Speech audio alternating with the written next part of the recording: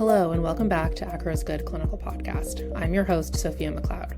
This week, I'm joined by Danilo Branco, Associate Director, Risk-Based Quality Management Lead at BeOne Medicines, and Amanda Coogan, Associate Director, Customer Experience at Remarque Systems. They'll be discussing the value of centralized monitoring implementation by sharing some case studies from today's clinical trials. They'll dive deeper into how centralized monitoring can help detect adverse events more quickly and identify underreporting, the benefits of holistically monitoring trial data using centralized monitoring, and how a targeted SDV/SDR sampling strategy can help organizations to conserve resources while maintaining quality and safety. Enjoy.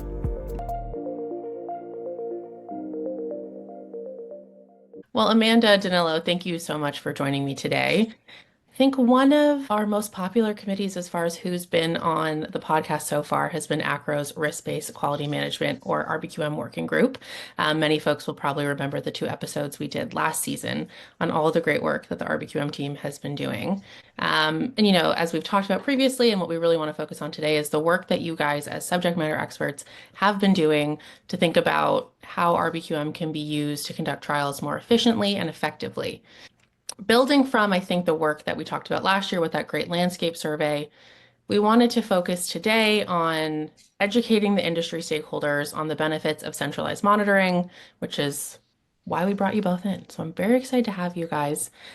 We wanted to talk a little bit about the case studies that the team has pulled together to look at how centralized monitoring is being used today. And I wanted to reference, Danilo, I know you did an FDA Duke Margolis public workshop back, I guess it was January of last year, 2024, on this very topic. And at that time, you were really pushing the attendees to make case studies of RBQM and centralized monitoring go viral, which I love. And so that's one of our goals for today. So one note for our listeners before we dive in, Danilo and Amanda will each be sharing case studies about how ACRO members have implemented centralized monitoring and the value they've seen from using it to monitor clinical trial activity and even catch issues that may arise faster. So to show you guys those case studies a little bit better, we're going to be using some slides and some visual cues in the video version of this podcast. So if you want to see the slides that they're talking through, they will be on the ACRO YouTube channel, but we will do our best today to talk through them in detail for those of you who are just in listening mode only. So let's start with Danilo. I understand you've got a pretty good case example of how centralized monitoring can catch underreporting of adverse events. Can you tell us a little bit more about the clinical trial that you used for this example?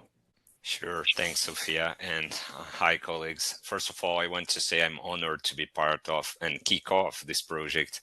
I would like to encourage all my industry colleagues dedicated to centralized monitoring to do the same. Please make your case studies to go viral, right? That's what I said 1 year plus again.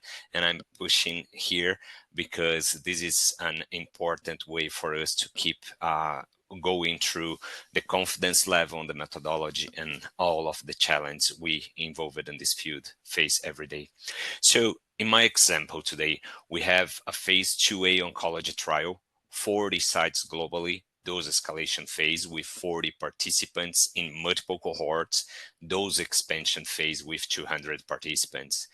I brought this case intentionally because of the complex design. We all know phase 2A oncology at this model, at this way design may be really challenging, but what I wanted to bring here is a case study that regardless of how complex the study design is, what matters is the data accrual, and as data is being accruing along the way, it empowers centralized monitoring to be able to identify risks even at the early stage, even with the small population and in multiple cohorts. What we did here in this case was to normalize the analytic in a specific parameter, in our case, subject exposure to treatment. And in that way, we were able to identify which were the sites that were with potential underreporting of adverse event risks. That was a fantastic way for us to be able, again, to identify problems sooner. And so how did centralized monitoring help you here? What did the central monitor discover? So basically, what happens here is that the dashboard, and you, for those of you seeing these slides right now, you can identify pretty easily, right? The technology that we have in place help our central monitors to easily identify which were the sites with that potential underreporting of serious adverse event and non-serious adverse event. We have a graph here showing what are the potential underreporting risks. Each of the circles represent one site, and we have the color coding as well, identifying easily which are the sites with this potential underreporting risk.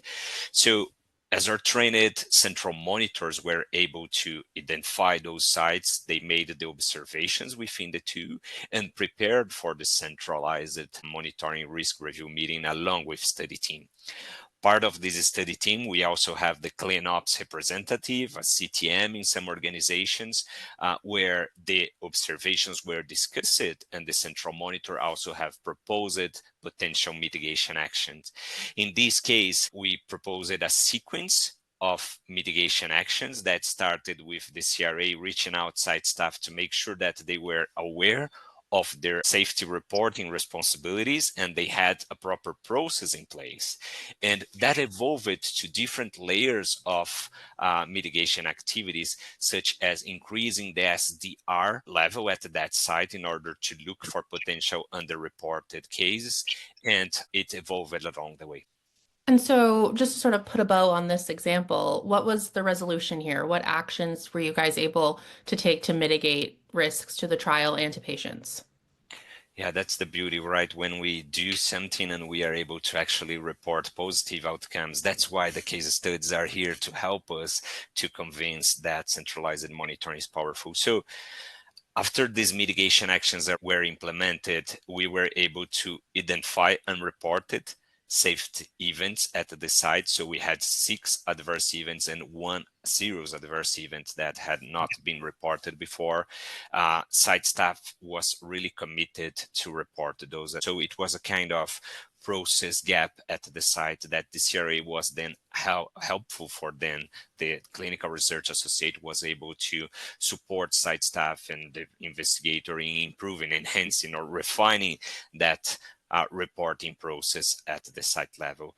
At the end of the day, what happens is that the risks were identified, analyzed, tracked, and mitigation actions were implemented in a meaningful way. Yeah, that's really great. Amanda, I want to bring you in here a little bit. Sure. Any reactions to this case study? Is this in line with, what you're seeing in the industry as well? Yeah, for sure. I mean, I think that the important, really key thing here is Danilo saying that, we can take any trial at any level of complexity, and there are certain aspects that are, pretty simple and have wide applicability, regardless of trial design. And adverse events is one of those things, right? Safety is always a concern across, any clinical study. And so being able to identify some, kind of simple metrics in the scope of a very complex study is a good way to be able to keep your eye on safety. Yeah, absolutely. Well, maybe I'll stick with you for a minute, Amanda, since I hear that you've got another case study for us, another example of I do. centralized monitoring. Do you want to tell us a little bit about what type of clinical trial this was? Yeah, sure. So in this one, this was a phase 3 ophthalmology study. It was a large study globally run for a large biotech. And with this one, we were going to kind of switch over to the protocol deviation side of things. And also to kind of give a different kind of technology example. I love in Danilo's that we're taking something, just like a relatively simple visualization to be able to easily identify areas of risk and where we need to kind of focus our attention. And in this case, we're going to talk about another tech example as well. So yeah, I'm going to just open the floor up to you. And why don't you just Sure. tell us about how centralized monitoring was used in this example? Yeah. So within this particular study, what we did is, so upfront when we're doing our early risk assessment build, one of the key risk indicators that we were identifying from a protocol compliance standpoint was to keep an eye on the percentage of the randomized patients that had reported important protocol deviations. we sort of established early on and upfront that our high limit for this was going to be 50%. 50% of those patients with important protocol deviations. So again, early on, we set up a system trigger to where an alert would fire, and we set that trigger, that threshold, for 20% of patients with reported important protocol deviations so that we could catch this early should those numbers start to escalate. So as part of the regular central monitoring checks and part of our data surveillance plan, the central monitors would be going and looking for any alerts that were system generated and see if anything's going on. So in this particular case, an alert fired when we reached that 20% threshold. In this particular case, that was 4 of 20 randomized patients that had important protocol deviations reported. So once that central monitor goes in and sees that the alert is fired, that's going to trigger them to go do some further investigation. So in this case, they went to the EDC where they can look at some of the details around those important protocol deviations that were reported. What they found there is that for all of those important protocol deviations, they were all for the same issue, which was a missing assessment for visit 2. And as they dug into this a little bit more, they realized that the missing assessment across all 4 of these patients, it was just area within the protocol where it seems that this was a missed assessment, but kind of in the small print, that assessment at visit 2 was not required if they had had that assessment within 4 weeks prior to visit 1. So there was a little bit of a complexity here in the protocol. So this case, we had our important protocol deviations happen to all be the same across all 4 patients.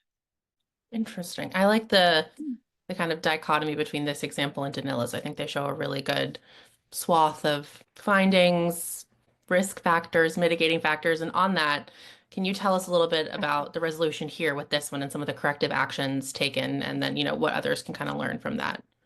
Yeah, sure. So the first thing here is we'll kind of go into the corrective actions, and we'll talk a little bit more around value here. So with the corrective actions, so at this point, we were able to have the central monitor work along with the CRA to basically work to remove those protocol deviations from the system because they actually should not have been reported in the first place, which that really is kind of a best case scenario that we get to actually remove protocol deviations from a study. That's not really the norm. But so in this case, we were able to remove the protocol deviations from the system, and those would not be included in the analysis. So then we're kind of set back to a lower percentage of those reported important protocol deviations for the study. So we're not anywhere near our acceptable limit for those. And then here, we're also able to work with the sites, retrain the sites to address the process for reporting protocol deviations, making sure they clearly understand the required assessments when you should or should not be reporting those important protocol deviations. And I think here too, it's just calling attention to really keeping an eye on protocol specifics when it comes to protocol deviation reporting. And again, here, it just allowed us to catch a potentially escalating issue early before it got anywhere near our acceptable limit. Yeah, no, absolutely. I think these are 2 really good examples of how centralized monitoring can help flag really important issues, a lot faster than traditional on-site monitoring. And so maybe, Danilo, we can get into a little bit of discussion here with you and Amanda, and I'll start with you, Danilo, if that's okay. Can you talk us through some of the other benefits of centralized monitoring that you've experienced and sort of what the team has brought together through all of your work? Yeah, I feel like the example that Amanda shared is really powerful as well, right? I really like that one. And one common thing of both case studies is that throughout centralized monitoring, we enabled an earlier risk identification. So we don't need to wait for the monitoring visits, for on-site visits, in order to identify potential risks. We are able to do that in almost near real time throughout the centralized monitoring review cycle. And that creates the possibility for studies team to operate in a much more prevent rather than repair mindset, right? We are right on the data, we are being able to do some aggregated data reviewing multiple levels of our perspective, right? With centralized monitoring, we have the ability to go from the study level and then zoom in into the country, site, patient visit, and even the form level or even the data point level. That's really powerful, because when you zoom in and zoom out through these multiple layers, you have the ability to identify risks that may not be perceived while you are only on site and only doing SDV and SDR. So it's definitively something that I encourage, because I'm really a believer of the benefits of centralized monitoring. Yeah, no, I mean, I think that that's again, just sort of at the core of all of this is, if we talk about technology, right? They're utilizing technology now to help with this process. First off, I do not think that you can effectively and efficiently do centralized monitoring without the right technology for your particular, for a particular company or group or the trials that you're running. You have to have some kind of platform that is aggregating or centralizing your data so that you can get this holistic view and kind of a single source of truth, no matter who on your study team, whether it's someone that's more like in data management or central monitoring or a CRA, whomever it may be. But being able to look either at that higher level, more holistic view, but then able to dig down into the more granular view of the data. You have to have a technology that can assist you. And like in both of these scenarios, again, I feel like they're both so basic, right? We're just talking adverse events, underreported adverse events. We're just talking about reported protocol deviations, which is as basic, I think, as it can get from a clinical trial analysis standpoint. But when you allow a technology to do some very, very basic analysis, you're letting it do the work for you, right? So you're then able to take your people, like your central monitors who are trained, in a data analytics space, and instead of them doing sort of the digging and the crunching of a lot of the numbers, you let the technology do that for you. You let it surface areas of high risk, so then they can use their time and talent to know where to start and where to go, and then they can take it from there. But I think that's really the key point for me, is that you want to work smarter, not harder. Get away from those Excel spreadsheets. Get away from having people doing some of this, what I consider to be relatively simple crunching of numbers, and let a system do that for you, and spend your time elsewhere, working with sites, working to maintain compliance or follow up on safety issues. Yeah, work smarter, not harder. I love that. So I think these have been, like I said, I'm going to keep saying it. I think there are two really great examples for illustrating what we're learning, what your team's been working on. As we think about sort of where we're at in this current moment, where do you guys see the challenges? And then also on the flip side of that, the opportunities, in terms of more organizations using centralized monitoring on their clinical trials. Amanda, maybe I'll start with you this time, and then we can have Danilo jump in. Yeah, sure. Let's see. I'll talk challenges to start. So I think that everybody is well aware of the growing complexity and global reach of clinical trials, and the just massive volume of data that's collected across the board. And so I think that what I see the most of is, with that increased complexity and increased volume of data, we also see that increase in the number of systems that people are using, that companies are using to gather that data, right? You might have 5 or 6 different vendors, whether it's, your EDC, and then your IVRS, and then your labs, and then your wearables, and your ePros. And so you're collecting data in all these different systems, but then you need the ability to be able to consolidate that into one place. I mean, I think it's very clear that you can see the inefficiency in requiring people to log into all these systems, try to make connections across these systems. And so that complexity and data volume and increased number of vendors or systems for data capture used on studies has really created a very overwhelming situation for a lot of sponsor companies running clinical trials. Mm-hmm. Yeah. Danilo, what are your thoughts here? Yeah, I would like to say something as well in these regards, because Amanda touched on the challenge, and I would like to go to the synergy of the different monitoring techniques, right?